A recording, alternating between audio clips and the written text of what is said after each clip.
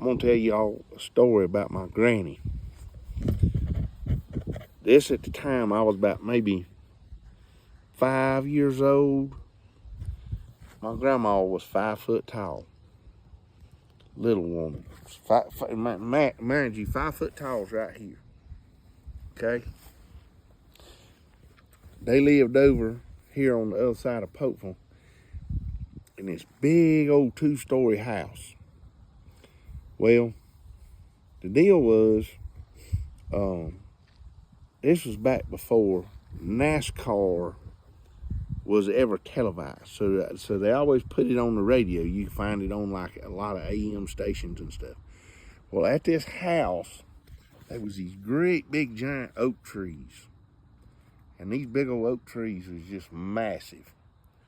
Well, I had an uncle. His name was Spurgeon. Spurgeon and his buddies would come over on Sunday, and they would back their trucks and cars up under them trees, and they'd open the doors up, and they would sit there and listen to the race and drink their beer and liquor. Well, on this particular time, Grandma and Grandpa, every house they ever lived in, said when they raised the window, they used like a tomato stake. They would prop the window up. And at night, or when it was cold, they would let the window down, and they'd take a nail and they'd put it in this hole and then put the stick up there where you couldn't get the window back up. Well, anyway, it was summertime. Grandma had the window up. Well, I was sitting there.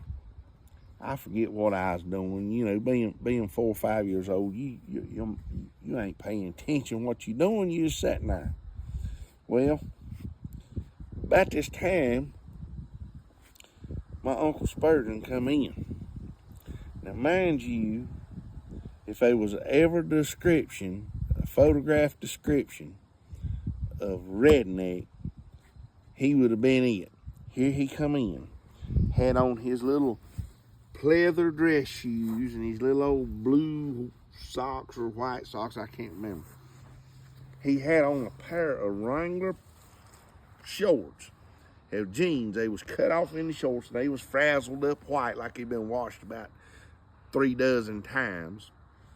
And he had this little old thin plaid button-up shirt on, and the shirt was unbuttoned. And there his belly was hanging out, and that shirt just draping over it like that. Well, he come bouncing through the house, and this room I was sitting in, I guess it would be considered like a sitting room back in the day or something. I don't know what they'd call it. Anyway, I'm sitting there on the couch. Grandma's over there doing something. Uncle Spurgeon come in. And Grandma asked him something, and Uncle Spurgeon piped off some smart answer. And Grandma said, "Spurgeon, you been drinking?" Well, he messed up because and he was probably 30 years old or better. He messed up. And his exact words was, "I'm a grown man. I do what I want." My grandma went stone cold straight ninja killer on him right then.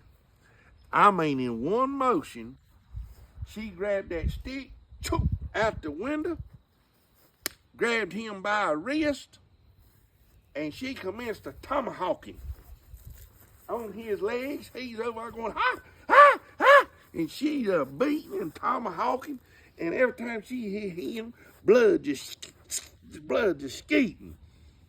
When she got done, he's standing there doing like this. She said, "Spurgeon Smart, don't you ever talk back to me again." He said, "I won't, Mom. I promise I won't. I won't, Mom." And he turned around and he went out that door just like a flash and run out there and jumped in his old truck. Well, the whole time this was going on, here's little old 4 or 5 year old me sitting there watching this. I'm thinking, Lord God, if Grandma ever whoops me, I'll never survive it. Because she about killed Uncle Spurgeon. So from that day on, if my grandma got after me, buddy, I hunted another zip code. I'm talking, I'd jump the fence, go through the pasture. I wouldn't come out till it was dark. So if you ever got an old school grandma, don't you dare sass her, cause buddy, she will wear you out.